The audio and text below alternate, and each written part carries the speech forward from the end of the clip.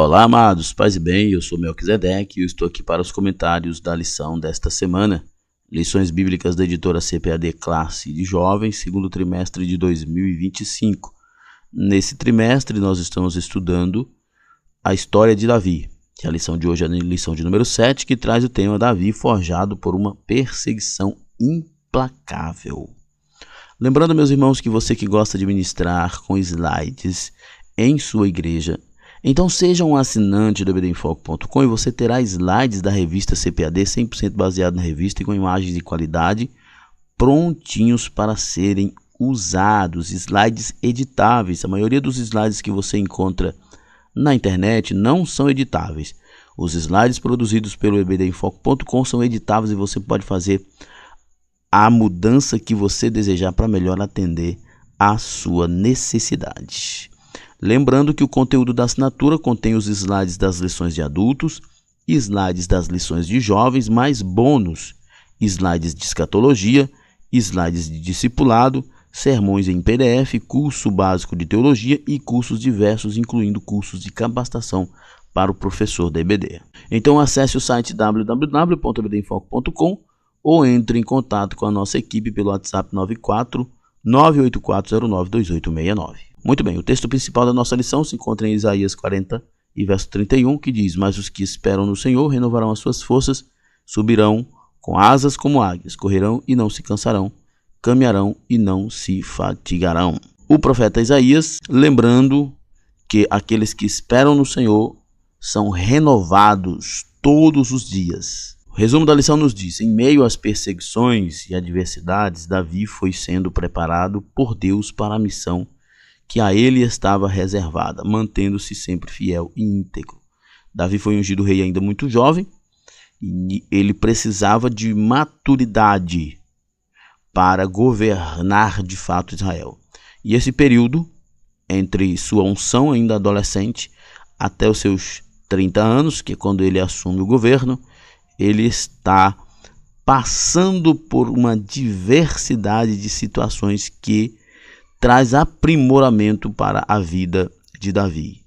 É a tentativa de assassinato de Saul, é ele lutando com Golias, é ele servindo Saul, fugindo, é ele viajando, indo para nações estrangeiras, se escondendo e assim por diante. A vida de Davi foi uma vida muito corrida e muitíssimo perigosa, mas era uma preparação para ele se tornar o rei que ele precisava se tornar, que era um rei conquistador. O texto bíblico da lição se encontra em 1 Samuel 19, de 1 a 7. Eu não vou me deter no texto por uma questão de tempo, você com certeza está estudando a história de Davi e já estudou o texto também. Nossa introdução. A história de Davi foi marcada por uma perseguição implacável. Parece nome de filme, né? Perseguição implacável. Desde o dia em que o gigante Golias tombou ao chão, a vida do jovem foi ameaçada pela postura enciumada do rei, que buscava de todas as formas matá-lo. Uma jornada que parecia fácil, do momento da unção ao reconhecimento como rei, se tornou um caminho repleto de dificuldades e flagelos impiedosos. Nós conhecemos a história de Davi, que foi ungido ainda muito jovem. Óbvio que não era do consentimento de Saul, era a vontade de Deus. Davi, por vontade divina, levado até o castelo para que ele pudesse tocar para Saul, que estava possesso, que estava atormentado por demônios. E Davi, por ordem divina também, destrói, derrota o grande inimigo de Israel, o gigante Golias.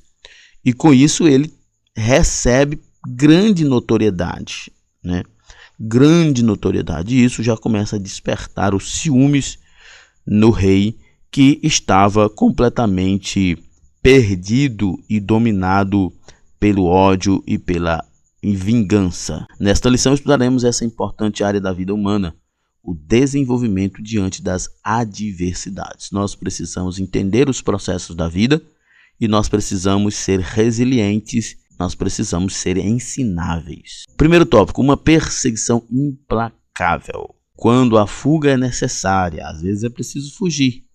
Nem sempre a vitória se adquire lutando, às vezes é fugindo também. Ao ser escolhido por Deus e ungido por Samuel, Davi passou a ter em sua vida a presença do Espírito Santo. Enquanto Saul perde essa presença, Davi a recebe. Essa condição foi decisiva desde o embate com Golias, né? Ele recebe a unção e a unção já vem com o Espírito Santo que capacita ele às vitórias que ele tem. Essa condição foi decisiva desde o embate com Golias, passando pelos episódios de aplacamento da ira de Saul, pelas inúmeras batalhas travadas defendendo Israel, pelos momentos de grandes lutas, bem como pelos períodos de paz e descanso. Foram sempre envolvidos em uma espiritualidade cultivada pelo desejo de intimidade com Deus.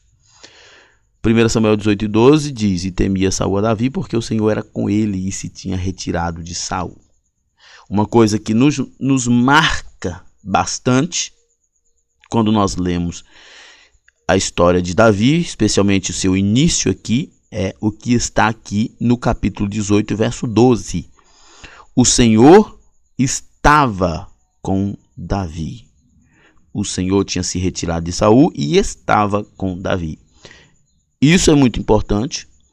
Isso nos faz lembrar que Davi era o homem que Deus havia escolhido.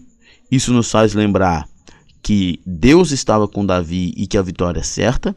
Isso também nos faz lembrar que o fato de estarmos ali porque Deus nos colocou, isso não nos isenta de responsabilidades e de grandes batalhas. As perseguições foram se intensificando e obrigando Davi a iniciar uma época de constantes fugas a fim de salvar a sua vida. Mesmo temente a Deus, fiel ao rei, dedicado em proteger o povo de Israel, íntegro e humilde, as maldades de Saul se intensificaram e a morte se tornou uma possibilidade nítida.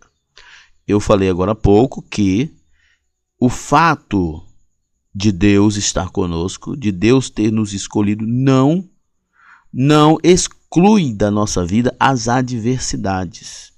Muitas vezes essas adversidades fazem parte dos processos ou do processo de maturação de cada um de nós.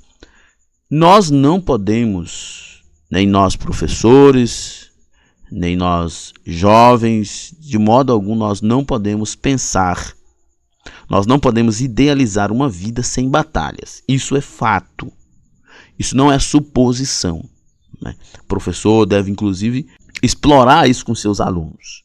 Não devemos conceber a ideia de uma vida sem batalhas. As nossas vidas serão sempre de batalhas. Todos nós teremos nossas batalhas. Nós precisamos estar preparados para isso. Nós precisamos estar prontos para as batalhas. E quando eu digo pronto para a batalha, não é só preparado no sentido técnico, mas é preparado para estar na batalha, para aprender na batalha.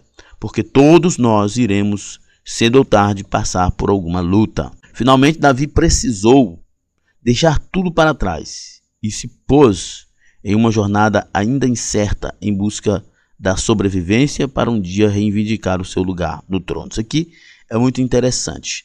Davi precisou ter foco. Davi precisou entender que ele era ungido de Deus, que ele era o escolhido de Deus e que aquelas batalhas não eram algo que ele poderia estar apegado àquilo, algo que poderia atrasá-lo ou que poderia desanimá-lo. Ele entendeu que ele tinha que olhar para frente, que ele tinha que caminhar adiante, deixar para trás as perseguições, as tristezas, deixar para trás tudo e olhar para frente. Para termos uma ideia de quão ferozes eram as perseguições impostas por Saul no início da sua fuga. Davi foi ajudado por Aimeleque, o sacerdote.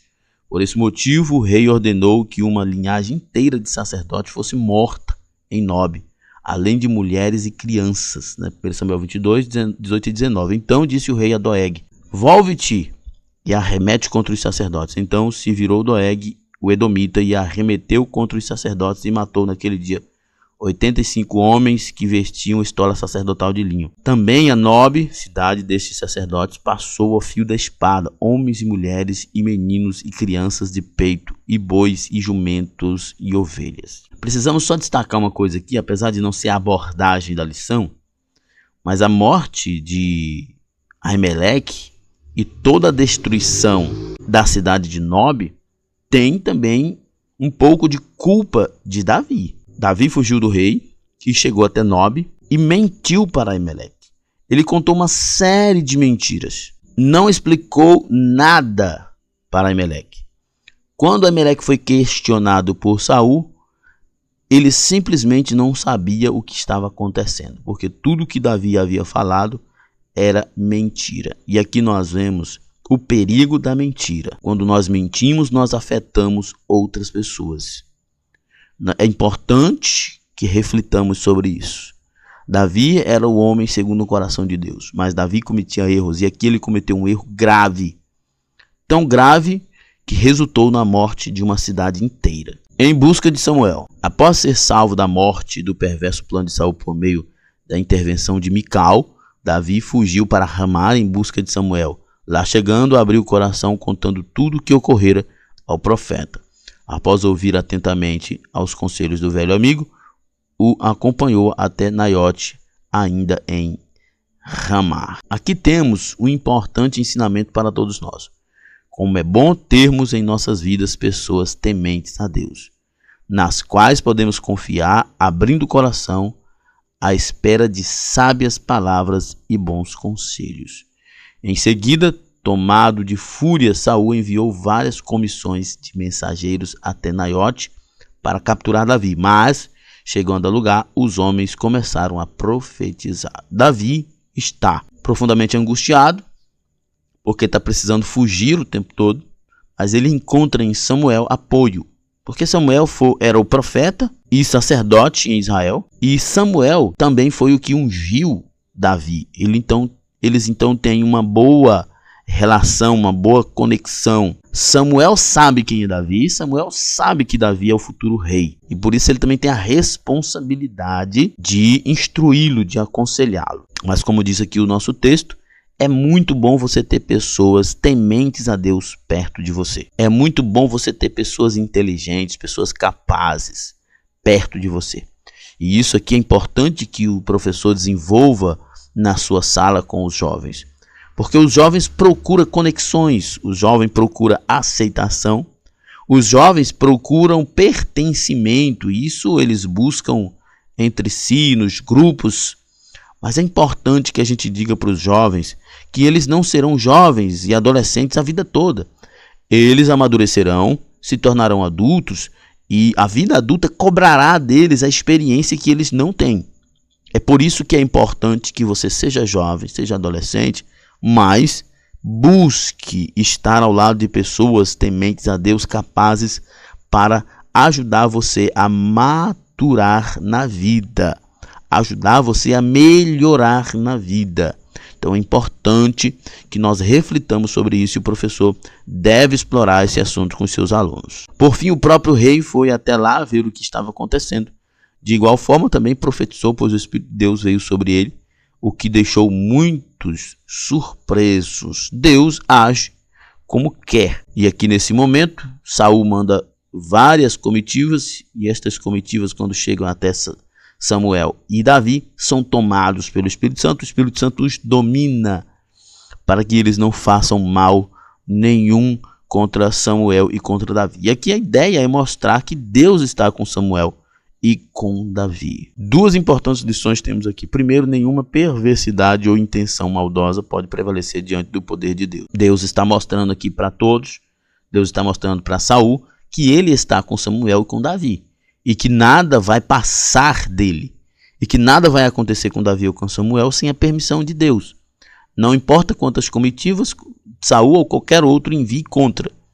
Aqueles que chegarem lá, inclusive, farão aquilo que Deus ordenar, como foi com Balaão, que foi contratado para amaldiçoar o povo, mas Deus colocou palavras de bênção na boca dele, porque Deus é soberano.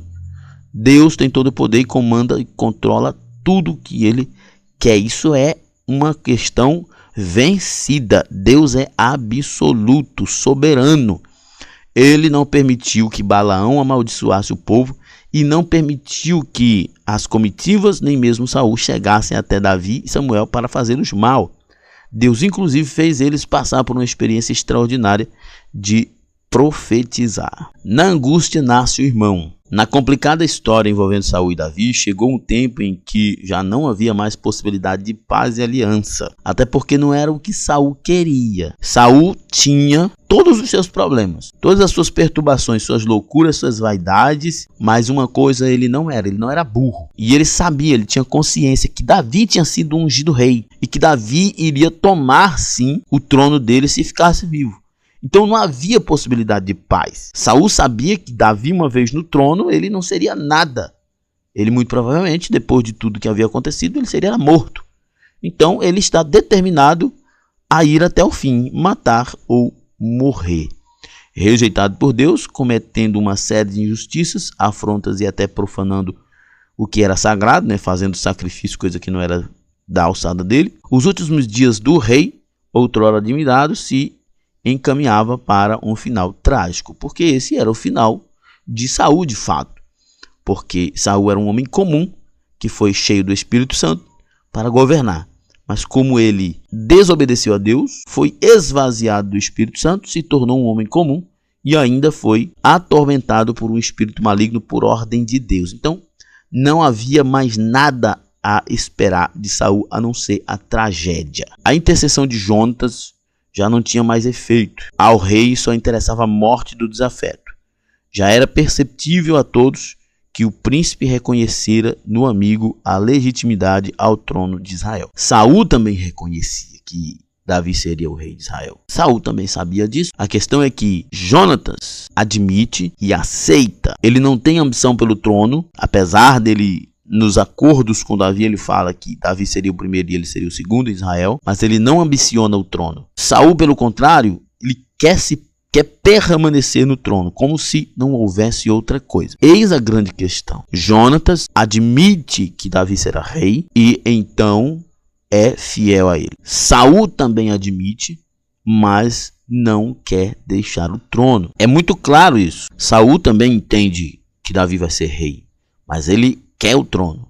Jonatas entende que Davi vai ser rei, mas ele não quer o trono. Ele entende que a vontade de Deus é que Davi seja rei. Sua lealdade pertencia ao homem segundo o coração de Deus, que a essa altura se pôs em fuga para Ramá. Parece estranho, mas essa é a realidade da vida de Davi antes do trono, de fuga em fuga. Como foram difíceis os dias de Davi, como foi preciosa a amizade cultivada com Jonatas. Ao voltar de Ramá para Gibeá, tiveram a oportunidade de se despedir e confirmar uma aliança de bondade. 1 Samuel 20, 14 e 15. Nem tampouco cortarás jamais da minha casa a tua bondade, nem ainda quando o Senhor desarraigar da terra todos os inimigos de Davi. Os dois fizeram esta aliança, de que Jonatas não iria trair Davi, entregando ele para o pai, Saul, e que Davi, quando assumisse o trono, não iria destruir a família de Jonatas. E Davi assumiu o trono e cumpriu com a promessa. E Jonatas também cumpriu a sua promessa, que enquanto viveu, ele protegeu Davi, fez de tudo para proteger Davi das mãos sanguinárias e do coração perverso de Saul, seu pai. A palavra de Deus constantemente nos fala acerca do valor da verdadeira amizade, dá exemplos de parcerias edificantes. Lembremos de que nas adversidades o verdadeiro amigo se mostra presente. Provérbios 17, 17 diz: em todo tempo amo o amigo e na angústia se faz o irmão. Nós temos na angústia de Davi, Jonatas sendo seu irmão. Nós temos na angústia de Noemi, Ruth sendo sua irmã ou sua melhor amiga.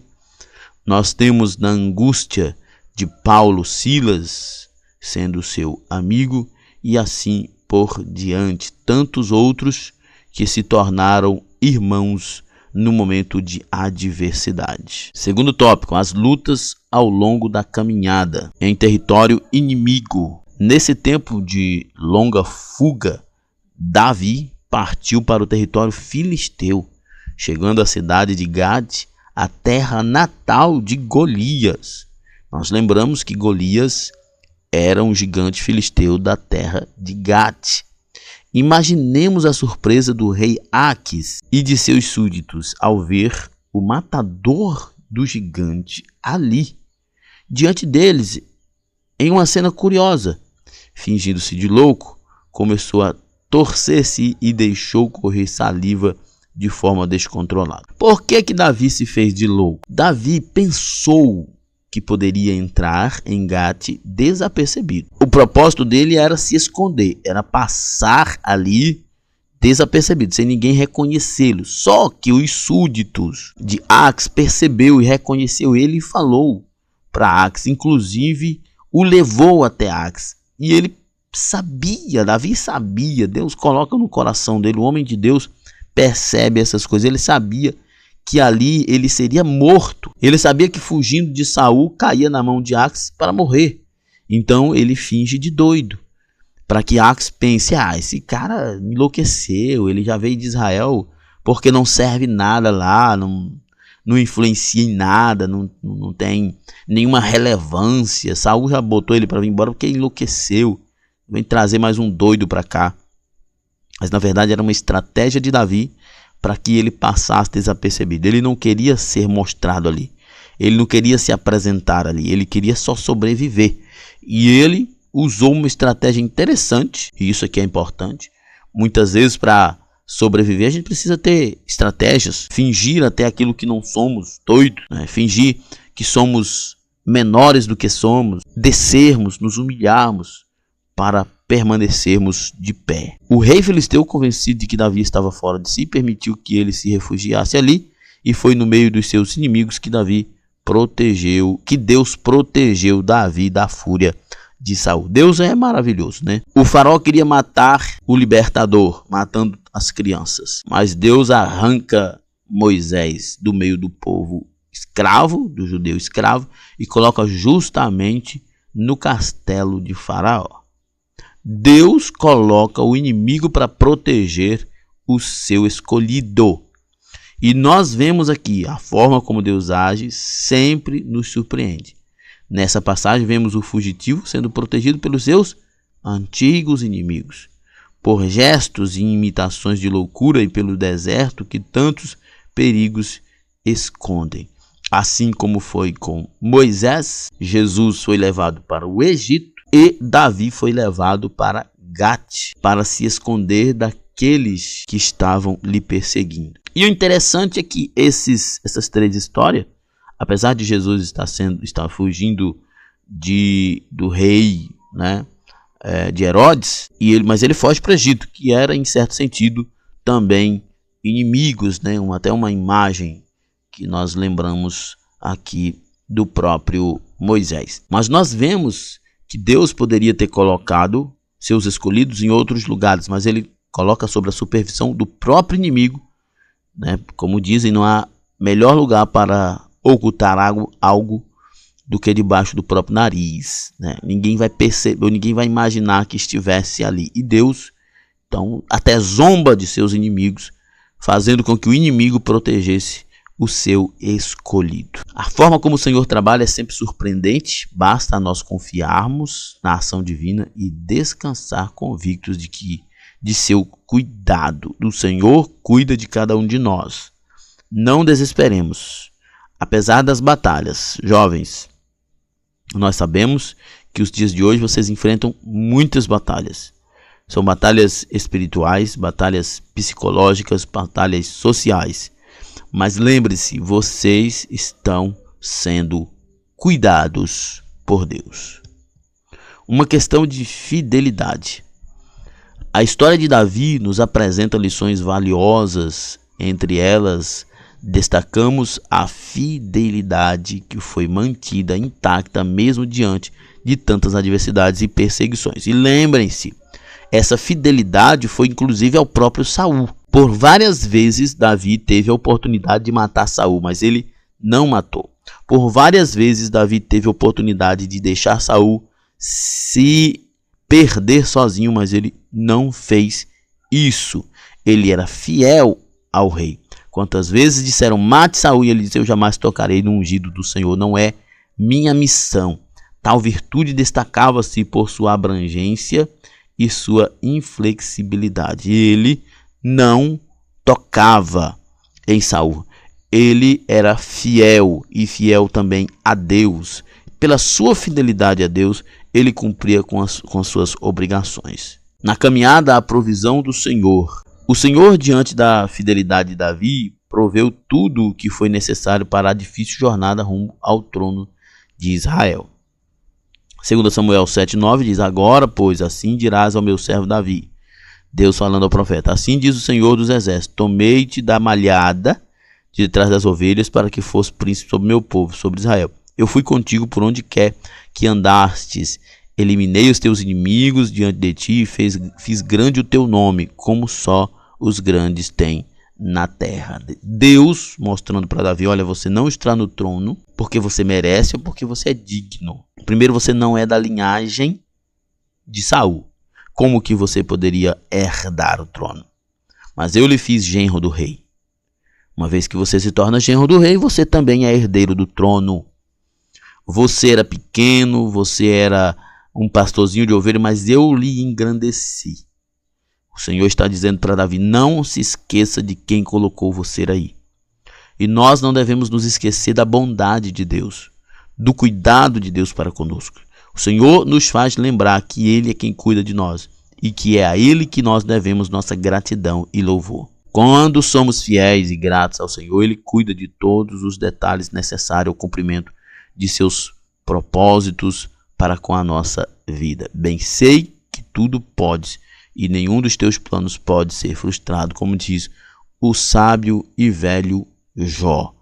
Os planos de Deus não podem ser frustrados. Nós, nos mais diversos lugares em Israel e em territórios filisteus e moabitas, o Senhor proveu a segurança do seu ungido. Davi fugiu, correu, se hospedou na casa de inimigos, mas Deus deu a ele a segurança que ele precisava. Também o alimento foi provido em diversas ocasiões, como no episódio envolvendo Abigail e Aimeleque, né? Lá em Aimeleque, ele comeu o pão consagrado.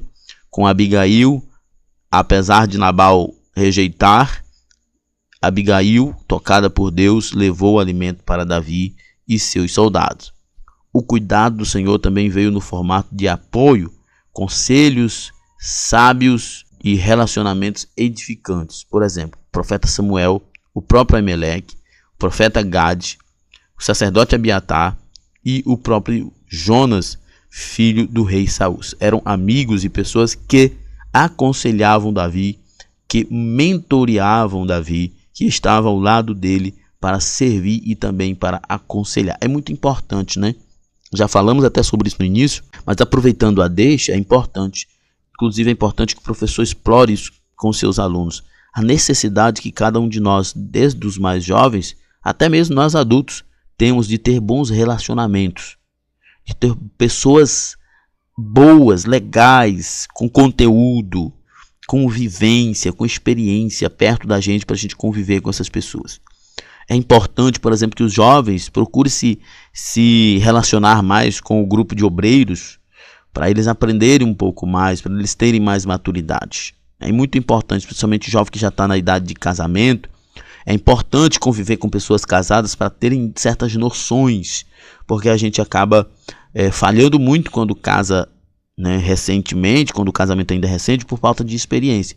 E quando a gente convive com pessoas que já têm experiência, a gente acaba tendo uma certa melhoria e assim a gente acaba tendo um êxito maior. Por quê? Pelos relacionamentos edificantes, pela companhia de pessoas que têm sabedoria e que têm bondade para ensinar a gente. É importante termos esses bons relacionamentos. Enfim, diante de cada necessidade, Davi recebeu o cuidado do Senhor para que pudesse caminhar cumprindo os propósitos divinos.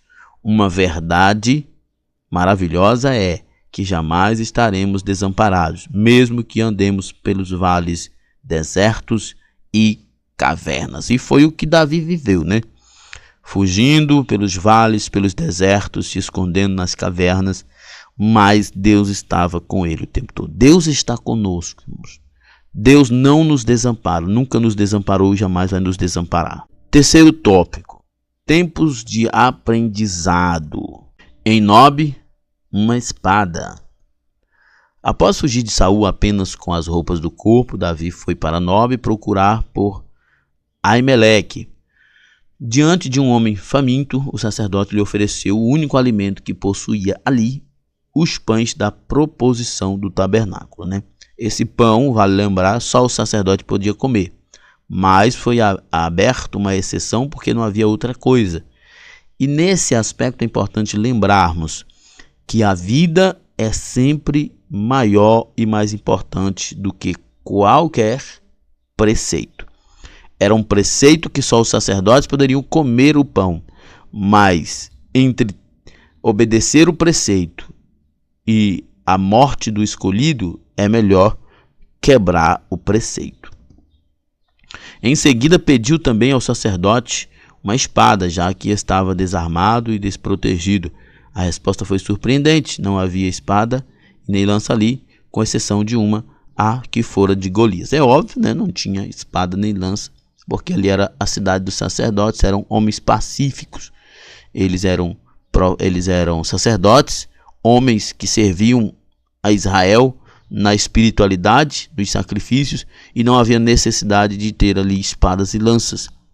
E a gente volta, no que eu falei lá atrás, Davi mentiu para Aimeleque, e isso trouxe grande destruição para uma cidade de pacíficos, pessoas pacíficas. Davi, pela sua mentira, levou esta cidade à destruição. Mas aprove Deus que ali estivesse a espada de Golias, para que Davi passasse a lutar as suas batalhas com a espada daquele inimigo. É muito conveniente que aquela espada estivesse ali. A famosa espada que foi usada para matar o gigante estava ali novamente diante de Davi, muitos anos depois.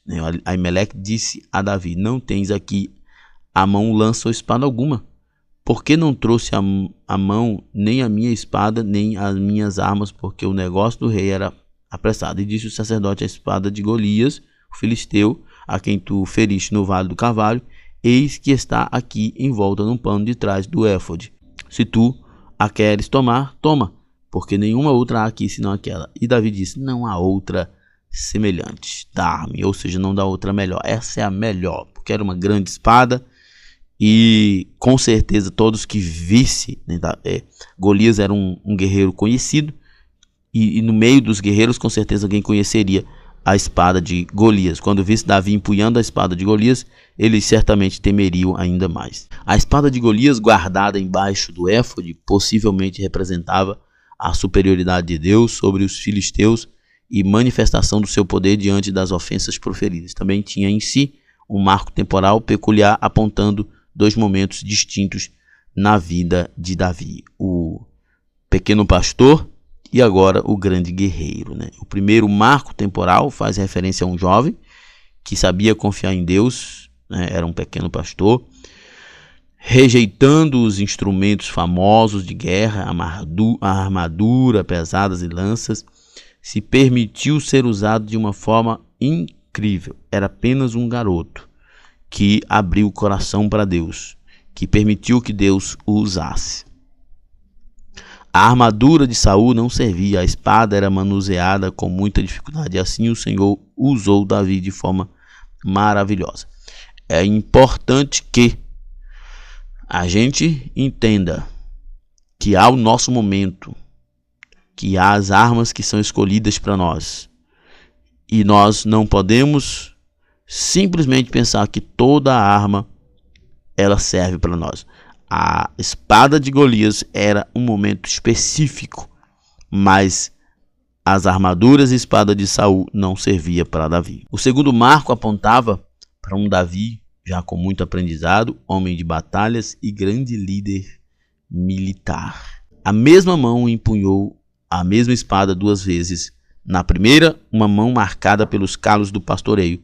Na segunda, envolta pelas cicatrizes da batalha. Na primeira, um jovem que faz uso daquela espada para encerrar uma afronta. Agora, ele usa essa espada para afrontar seus inimigos e vencê-lo. Tempos de caverna. Davi escreveu o Salmo 142 em um momento extremamente difícil, na caverna, talvez a caverna de Adulão, em fuga da perseguição feroz de Saul, lá na escuridão e no silêncio. O fugitivo pôde orar, meditar, chorar e confiar com ainda mais convicção no Senhor, né? Muitas vezes, o lugar onde Deus fala com a gente é no lugar secreto. Na verdade, o lugar secreto deve ser sempre uma opção, deve ser sempre uma prioridade para nós. As palavras proferidas nesse salmo nos mostram uma alma que se derrama diante de Deus e reconhece sua total dependência.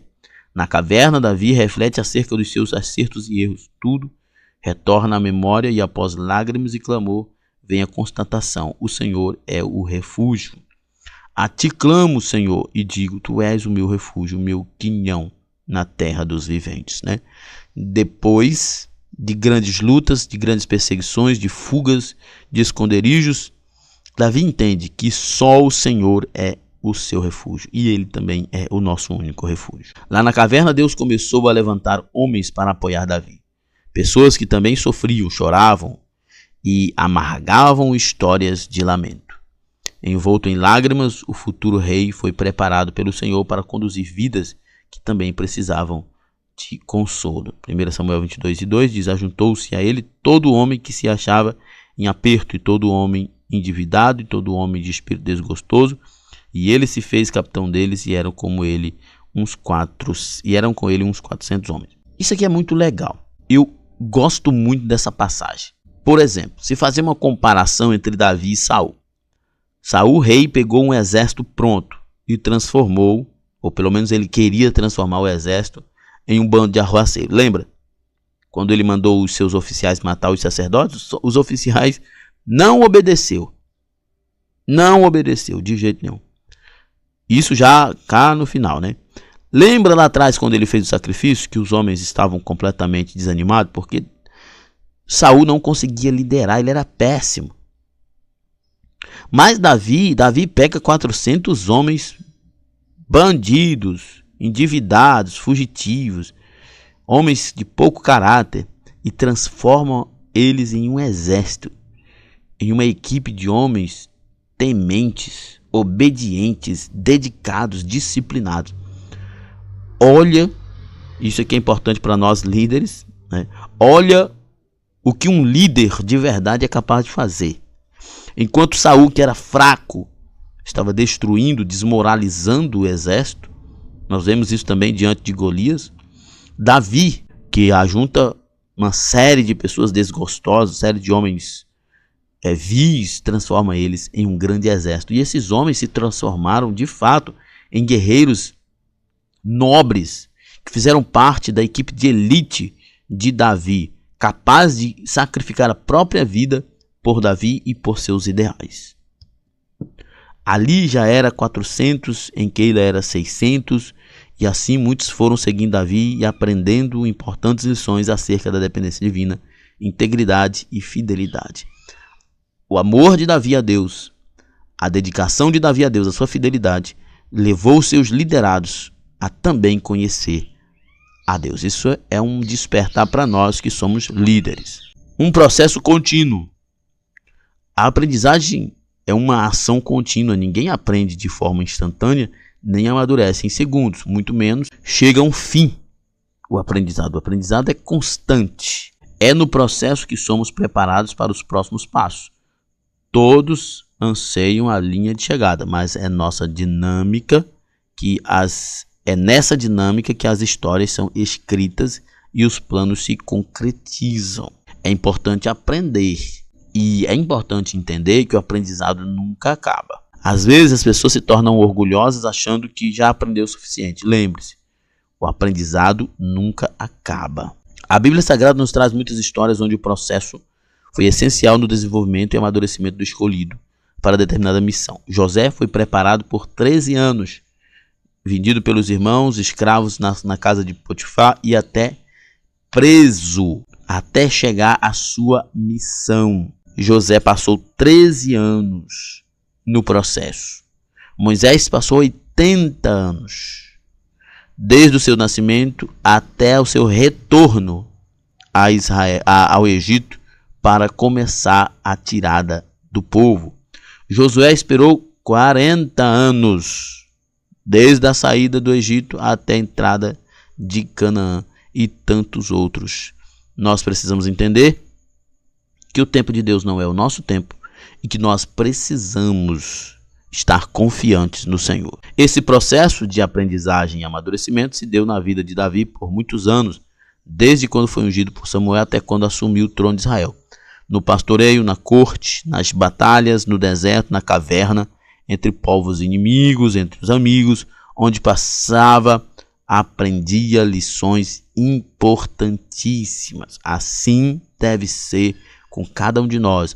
Vivamos o processo sempre conduzidos pela direção divina em nossas vidas. É importante que todos nós na nossa vida temos um processo de aprendizagem e amadurecimento. A nossa vida, nossa caminhada, ela é um processo que tem aprendizagem e amadurecimento.